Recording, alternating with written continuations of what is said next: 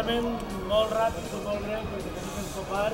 Volia donar-vos les gràcies, donar les gràcies als companys i companyes de Beniànim, sobretot al secretari general i a l'executiva per convidar-nos, i donar les gràcies als molts veïns i veïnes, a banda de felicitar als companys i companyes d'altres pobles de la comarca i de més prop, i de lluny, gent de tots els pobles pràcticament, que avui hem volgut vindre i compartir una nit de festa, que és fonamentalment el que tenim, i una nit de socialisme. I donar-vos l'enhorabona per tindre una casa del poble més gran. I recordar a soles què vol dir tindre una casa del poble per a nosaltres, la gent d'esquerres, la gent del PSOE. Fa 130 anys obriguérem la primera casa del poble. Pablo Iglesias obrigué la primera casa del poble i la gent, els ciutadans i ciutadanes, anaven allí a aprendre a llegir, anaven allí quan tenien un problema, anaven allí a parlar de política, a parlar dels problemes i a parlar sobretot de la lluita dels treballadors i de les treballadores. I anaven allí també a parlar de democràcia i de drets de ciutadania.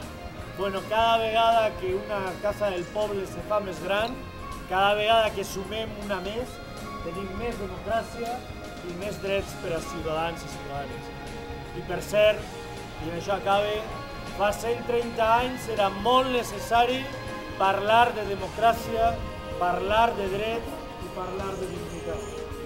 130 anys després, gràcies a l'esforç del PSOE i de la gent d'esquerres d'aquest país, les coses van millor.